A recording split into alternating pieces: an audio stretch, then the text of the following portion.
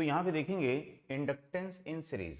तो इंडक्टेंस जो है सीरीज में कैसे होते हैं, तो यहाँ पे देखेंगे कि जो इंडक्टेंस हैं सीरीज में क्या होते हैं, ये डायरेक्ट ऐड होते हैं। तो देखेंगे इंडक्टेंस सीरीज में क्या होंगे, डायरेक्ट ऐड हो जाएंगे। जैसे कि इसका इंडक्टेंस L1 है, इसका इंडक्टेंस L2 है, ठीक, और दोनों इंडक्टेंस कैसे हैं, सीरीज में है। और L1 की वैल्यू है 5 हेनरी, L2 की वैल्यू है 6 हेनरी, तो इसका इक्विवेलेंट इंडक्टेंस क्या होगा, इन दोनों इंडक्टेंस का सम हो जाएगा। तो इस तरह से हम देखेंगे कि जो इंडक्टेंस हैं वो सीरीज में क्या होते हैं, डायरेक्ट ऐड हो जाते हैं। लेकिन यदि देखेंगे कि जो इंडक्टेंस है उनके बिटवीन क्या है, म्यूचुअल इंडक्टेंस भी है। तो म्यूचुअल इंडक्टेंस है तो हमको क्या पता होना चाहिए, पोलैरिटी मार्क पता होना चाहिए, ठीक। तो यदि हम देखेंगे कि इसका इंडक्टेंस है L1, इनका इंडक्टेंस है L2, ठीक। तो यहाँ पे जो म्यूचुअल इंडक्टेंस है एडिटिव पोलैरिटी, इसको क्या बोलेंगे, सेम पोलैरिटी है, एडिटिव पोलैरिटी है। तो इसमें म्यूचुअल इंडक्टेंस क्या होगा, सेल्फ इंडक्टेंस साथ में ऐड हो जाएगा। तो इसका जो इक्विवेलेंट इंडक्टेंस होगा, इसका सेल्फ इंडक्टेंस और इसका सेल्फ इंडक्टेंस, दोनों के सेल्फ इंडक्टेंस का क्या होगा, सम। तो इसकी वैल्यू क्या होगी, L1 plus L2 plus 2M हो जाएगी। आई बात समझ में कि जो इंडक्टेंस है यदि कैसे होते हैं, ये सब्ट्रैक्टिव पोलैरिटी में होते हैं। तो सब्ट्रैक्टिव पोलैरिटी के लिए क्या रहेगा यहाँ पे, ये कि दोनों की जो पोलैरिटी है वो क्या रहेगी, रिवर्स रहेगी। अब दोनों की पोलैरिटी यदि यहाँ पे रिवर्स है, इसका ये इंडक्टेंस है और इनके बिटवीन क्या है, म्यूचुअल इंडक्टेंस है। तो इसका इक्विवेलेंट इंडक्टेंस क्या होगा, L1 माइनस एम, और इसका इक्विवेलेंट क्या होगा, L2 माइनस एम। तो इसका जो टोटल इंडक्टेंस होगा वो क्या होगा, दोनों के इंडक्टेंस का सम हो जाएगा। तो इन दोनों को ऐड कर देंगे तो कितना हो जाएगा, यहाँ पे L1 प्लस L2 माइनस क्या होगा, 2, ठीक। तो इस तरह से ये जो पोलैरिटी है वो कैसी हो जाएगी, सब्ट्रैक्टिव। तो याद रखना है यदि दोनों के डॉट एक समान है, दोनों के या तो राइट साइड में होंगे या लेफ्ट साइड में होंगे, तो एडिटिव पोलैरिटी होगी। और दोनों के यदि एक का लेफ्ट पे है और दूसरे का राइट पे है, तो क्या होगी, वहाँ पे सब्ट्रैक्टिव पोलैरिटी होगी। या फिर ऐसे एरो का साइन देगा, दोनों में एरो का साइन सेम है और इसमें एरो का साइन कैसा है, अपोजिट है। तो इस तरह से पोलैरिटी आपको वहाँ पे पता चल जाएगी, ठीक। अब यदि इसी इंडक्टेंस को हम पैरेलल में करेंगे, तो इंडक्टेंस जो पैरेलल में होता है कैसा होगा यहाँ पे, तो जैसे रेजिस्टेंस होता है सेम वैसे ही है यहाँ पे, ठीक। ये इंडक्टेंस है L1, ये इंडक्टेंस है L2, और इसका जो इक्विवेलेंट इंडक्टेंस होगा, उस इक्विवेलेंट इंडक्टेंस की वैल्यू क्या होगी, 1/L1 प्लस 1/L2। तो ये इसका यहाँ पे इक्विवेलेंट इंडक्टेंस हो जाएगा। आई बात समझ में, तो ये इक्विवेलेंट इंडक्टेंस हो जाएगा। अभी इसके बीच में कोई म्यूचुअल इंडक्टेंस नहीं है, लेकिन यदि इसके बीच में भी म्यूचुअल इंडक्टेंस होगा, ठीक, तो इनकी पोलैरिटी कैसे है देखना पड़ेगा, एडिटिव है कि सब्ट्रैक्टिव है। यदि एडिटिव होगी तो इसके साथ में ये म्यूचुअल इंडक्टेंस क्या होगा, ऐड हो जाएगा। तो इसको क्या कर देंगे, इसके साथ में म्यूचुअल इंडक्टेंस क्या होगा, ऐड हो जाएगा। और यदि सब्ट्रैक्टिव पोलैरिटी होगी तो क्या होगा, वो माइनस हो जाएगा, ठीक। अब इसके लिए एक फार्मूला यहाँ पे डेराइव किया हुआ है, तो वो फार्मूला आपको यहाँ पे याद रखना है। तो यहाँ पे जो फार्मूला है उस फार्मूले को आपको ध्यान में रखना है, उसको याद में रखना है, ठीक। कि टू इंडक्टेंस यदि पैरेलल में है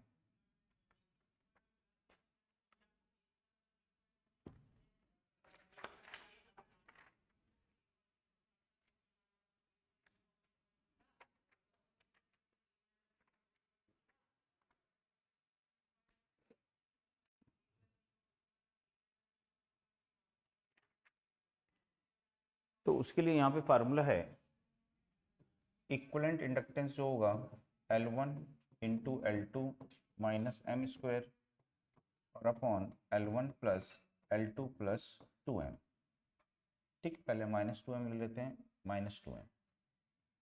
तो ये कब लेना है, जब म्यूचुअल फील्ड जो है सेल्फ फील्ड का सपोर्ट करता है, ठीक है। तो when mutual field supports self field, तो जब म्यूचुअल फील्ड सेल्फ फील्ड का सपोर्ट करता है, ठीक। यदि म्यूचुअल फील्ड अपोज करता है, when mutual field oppose self field, तो म्यूचुअल फील्ड यानी म्यूचुअल इंडक्टेंस का जो फील्ड है वो सेल्फ फील्ड का अपोज करता है। तो इसका जो इक्विवेलेंट इंडक्टेंस होगा वो L1 into L two minus M square upon L1 plus L2 plus 2m होगा। ठीक, तो ये डायरेक्ट फार्मूला है ना, इसको आपको यहाँ पे ध्यान में रखना है, इसको याद में रखना है इंडक्टेंस के लिए। सपोर्ट यानी, हाँ सपोर्ट यानी उसके साथ जुड़ेगा, ऐड होगा, ऐड होगा तो क्या बोलेंगे सपोर्ट, और अपोज कर रहा है मतलब सब्ट्रैक्ट हो रहा है उसके साथ में। ठीक, तो इस तरह से इसको आप यहाँ पे यूज कर सकते हो।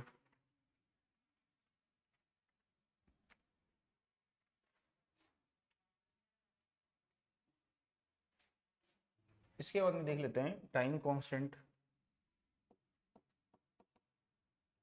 तो time constant of RL series, तो जो आरएल सीरीज सर्किट होता है इसका टाइम कांस्टेंट कैसा रहेगा, तो जैसे देखेंगे कि ये सर्किट का रेजिस्टेंस है और ये इंडक्टेंस है,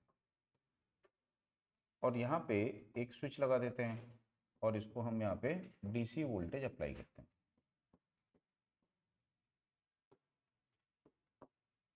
ठीक, अभी जो स्विच है ये स्विच कैसा है, यहाँ पे ओपन है। यदि स्विच क्लोज होगा तो यहाँ पे क्या फ्लो होगी, करंट। तो जब यहाँ पे करंट फ्लो होगी तो उस करंट के कारण क्या होगा, यहाँ पे वोल्टेज ड्रॉप होगा, इसमें वी आर ड्रॉप होगा और इसमें यहाँ पे वी एल ड्रॉप होगा। ठीक, तो किसी भी सीरीज सर्किट में जो अप्लाइड वोल्टेज होती है वो किसके इक्वल होती है, इन दोनों वोल्टेज ड्रॉप के सम के इक्वल होती है।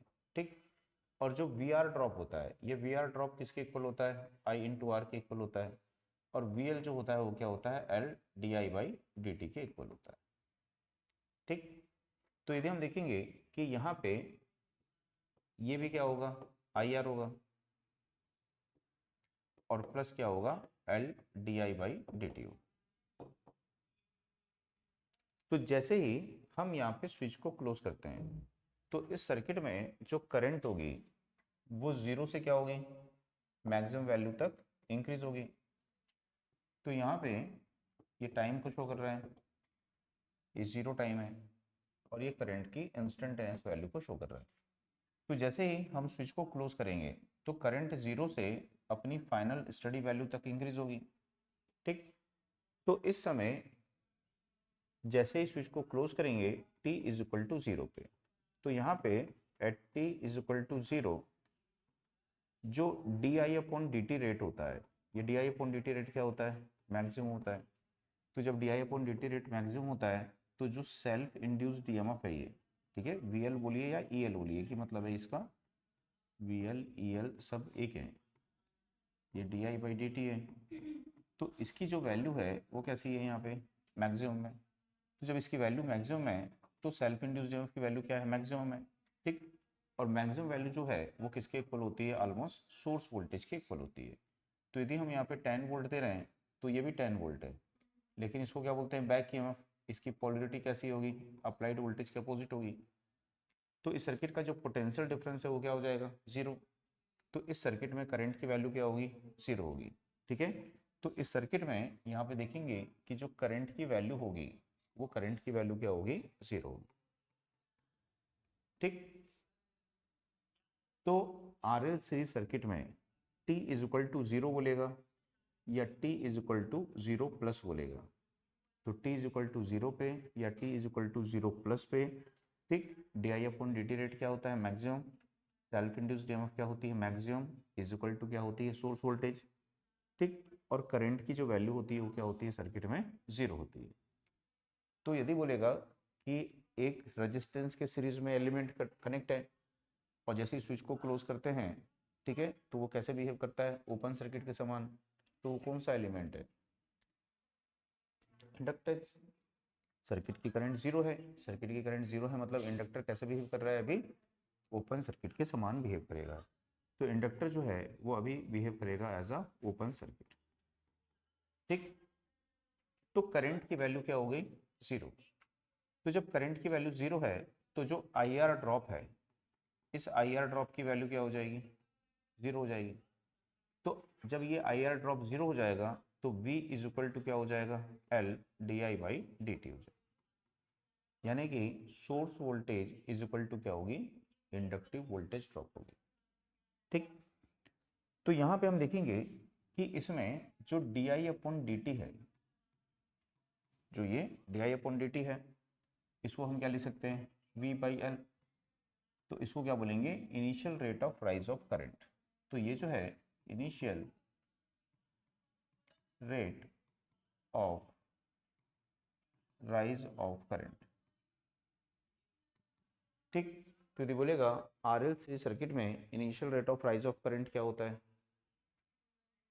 ठीक है, तो यदि बोलता है, आगे देखेंगे इसकी जो मैक्सिमम स्टडी वैल्यू की करंट होती है ना, उसकी वैल्यू होती है V M by I M, इसकी वैल्यू होती है वी एम बाई आर, आगे बाद में देखेंगे। तो यहाँ पे ये समझ में आया कि करंट जो इस सर्किट में है वो इनिशियली प्रारंभ में किस रेट से राइज हो रही है, किस दर से बढ़ रही है। तो करंट जो है इस दर से, इस रेट से इंक्रीज हो रही है। तो ये करंट के राइज होने का क्या हो गया, ये इनिशियल रेट हो गया। तो बोलता है कि करंट यदि अपने इनिशियल रेट ऑफ राइज को मेंटेन करती है, ये इनिशियल रेट ऑफ राइज है इसका, इस इनिशियल रेट ऑफ राइज को मेंटेन करते हुए उसी रेट से लगातार बढ़ती है, तो उसको अपनी फाइनल स्टडी वैल्यू तक राइज करने में जो समय लगेगा वो समय किसके इक्वल होगा, सर्किट के टाइम कांस्टेंट के इक्वल होगा। ठीक, तो ये जो समय है ये समय किसके इक्वल होगा, सर्किट के टाइम कांस्टेंट के इक्वल। ठीक, तो इस सर्किट का जो टाइम कांस्टेंट है उसकी वैल्यू होगी क्या। तो यदि हम देखेंगे कि हम बोलते हैं कि जो करंट है मैक्सिमम, वो मैक्सिमम करंट कितनी है, यहाँ पे 10 एम्पियर है, और इसके राइज होने का जो रेट है वो क्या है, 2 एम्पियर पर सेकंड है। तो 10 एम्पियर तक राइज होने में कितना समय लगेगा, तो क्या करोगे, इसको ऐसा डिवाइड कर। ठीक, तो कितना समय लगेगा, 5 सेकंड का। तो यदि मैक्सिमम करंट है 10 और राइज होने का रेट ये है, तो हम डिवाइड करके निकालते हैं, है कि नहीं। तो वैसे ही यहाँ से यहाँ तक पहुँचने में जो समय लग रहा है, इतना समय है, तो उसको हम कैसे निकालेंगे, जो हमारी मैक्सिमम स्टडी करंट है उसको राइज होने के रेट से क्या करेंगे, डिवाइड कर देंगे। ठीक, तो यहाँ पे टाइम जो टेकन है, time taken by current to reach up to maximum value, up to final study value,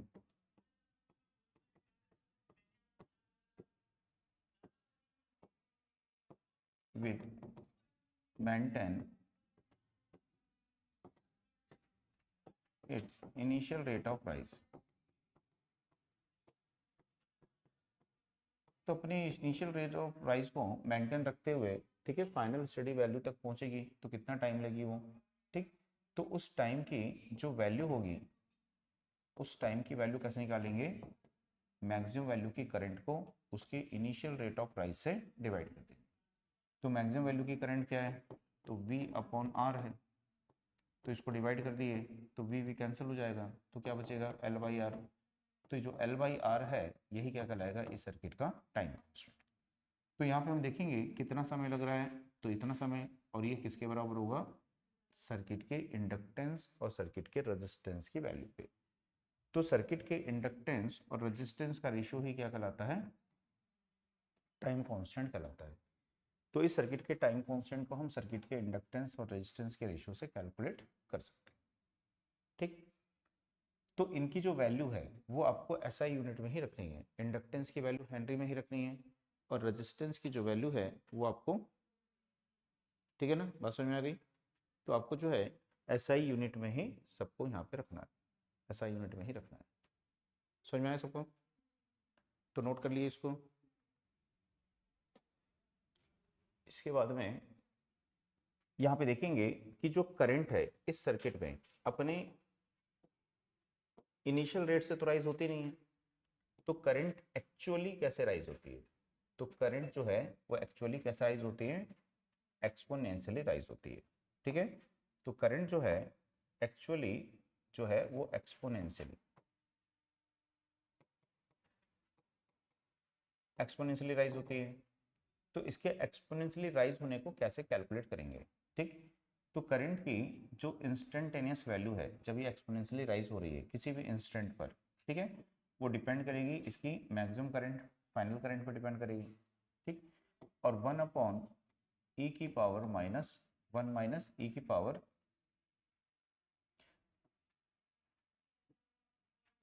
1 minus ई की पावर माइनस टी अपॉन क्या होगा लैम्डा, ठीक है। तो इस पर ये डिपेंड यहाँ पे करती है। तो करंट जो है जब ये एक्सपोनेंशियली राइज होती है और एक्सपोनेंशियली राइज होते हुए अपनी फाइनल स्टडी वैल्यू तक पहुँचती है उसमें, तो इस समय इसके राइज होने का जो इक्वेशन है ना, उसकी वैल्यू क्या होती है यहाँ पे 1 minus E minus T upon क्या है लैम्डा। तो इससे हम क्या कर सकते हैं, यहाँ पे इसकी वैल्यू को कैलकुलेट कर सकते हैं, ठीक है। तो ये करंट के एक्सपोनेंशियली राइज होने का क्या है यहाँ पे इक्वेशन है, ठीक। समझ में आया? तो बोलता है कि जब करंट एक्सपोनेंशियली राइज होती है तो जो टाइम कांस्टेंट का पीरियड है ये, इस पीरियड में, ठीक है, उसकी वैल्यू कितनी होगी। तो टाइम कांस्टेंट के पीरियड में उसकी वैल्यू कितनी होगी, यहाँ पे ये वैल्यू होगी इसकी, ठीक। तो इसको कैसे पता करेंगे कि इसकी इंस्टेंटेनियस वैल्यू क्या होगी वहाँ पे। तो हम क्या करेंगे कि ये समय रख देंगे, जो समय है उस समय की वैल्यू कितनी रख देंगे, टाइम कांस्टेंट के बराबर रख देंगे, ठीक। तो यदि हम टाइम कांस्टेंट के बराबर समय रख देते हैं तो समय की वैल्यू किसके बराबर रख देते हैं, टाइम कांस्टेंट के बराबर रख देते हैं। तो यहाँ पे हमको ये पता चल जाएगा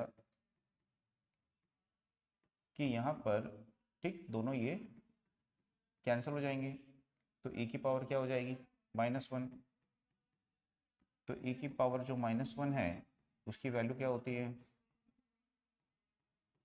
तो 0.368 होती है, ठीक है। तो जब इसको हम माइनस करेंगे तो हमारे पास क्या आएगा 0.632 ऑफ क्या होगा आई। तो यहाँ पे हम देखेंगे कि जो करंट है वो अपनी किस वैल्यू तक पहुँच जाएगी, तो मैक्सिमम वैल्यू का 0.632 ऑफ आई एम होगी। तो जब करंट एक्चुअली राइज होती है, जब करंट एक्चुअली कैसे राइज होती है, एक्सपोनेंशियली, तो जब करंट एक्चुअली एक्सपोनेंशियली राइज होती है तो टाइम कांस्टेंट के पीरियड में कहाँ तक पहुँच पाती है, वो मैक्सिमम वैल्यू का 0.632 टाइम तक पहुँच पाती है।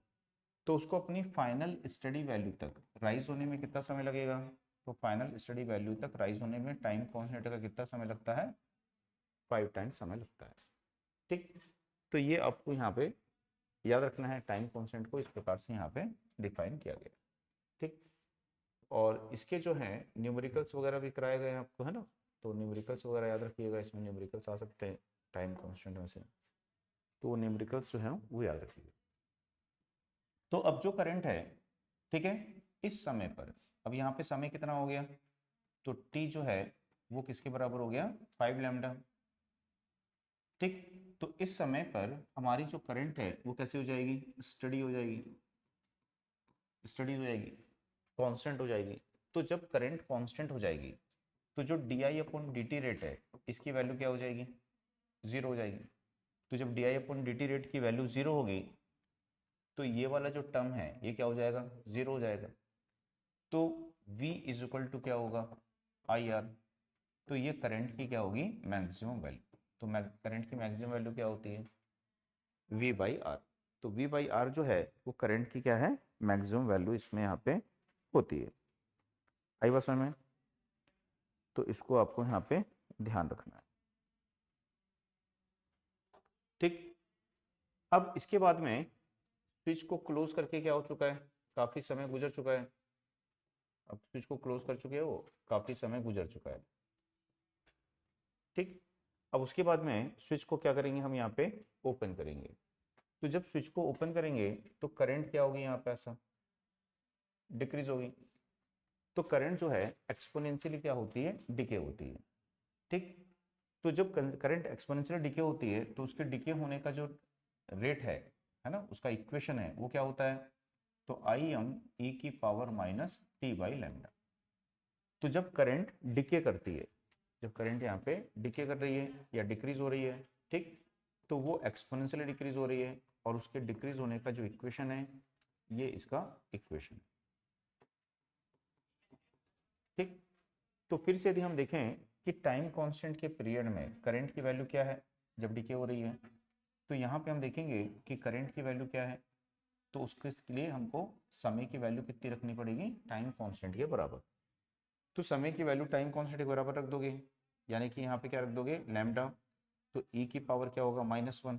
-1 की वैल्यू क्या होती है, तो करंट जो है 0.368 ऑफ आई एम होगी, या बोल सकते हैं 0.37 ऑफ आई एम।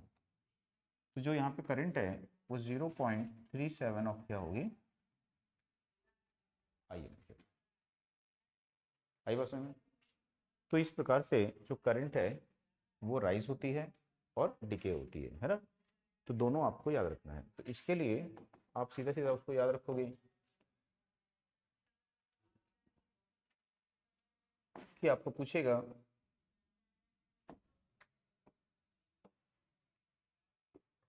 कि at t is equal to 0 या 0 प्लस।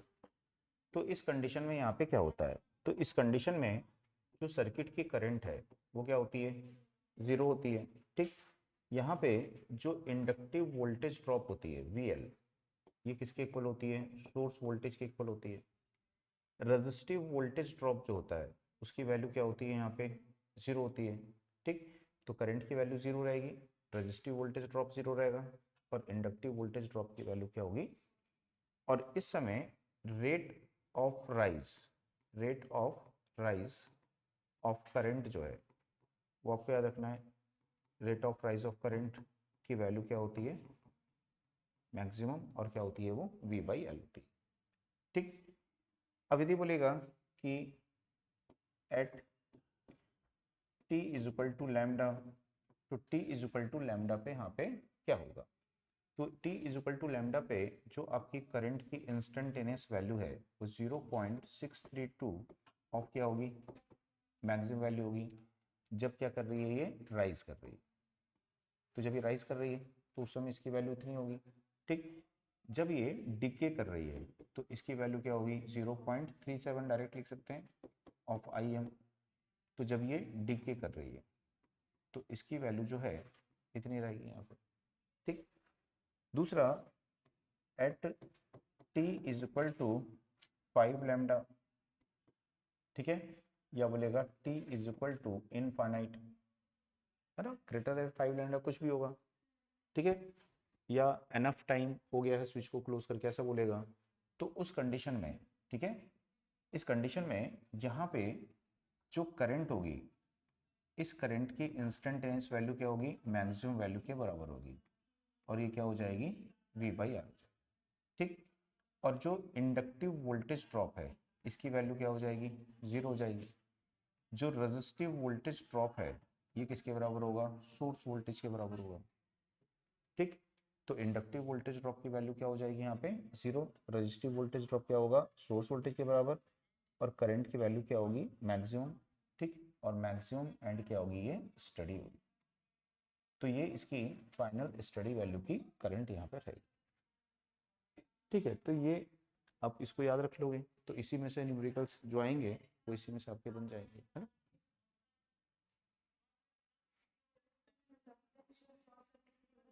हम्म हम्म हाँ, जो इस समय जो इंडक्टर है यहाँ पे कैसा रहेगा, ओपन सर्किट। यहाँ पे inductor act as open circuit, और यहाँ पे जो इंडक्टर है एक्ट एज शॉर्ट सर्किट। तो शॉर्ट सर्किट के समान वो यहाँ पे बिहेव करेगा।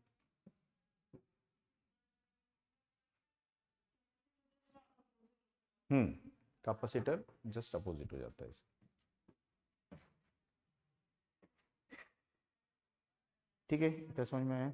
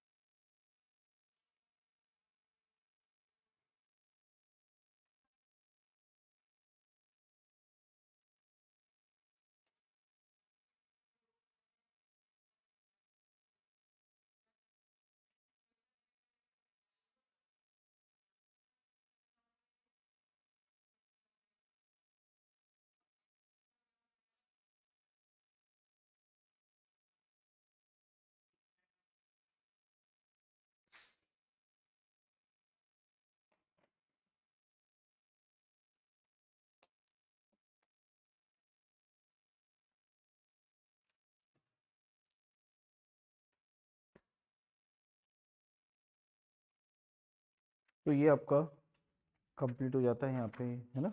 और कुछ है इसमें? हम्म।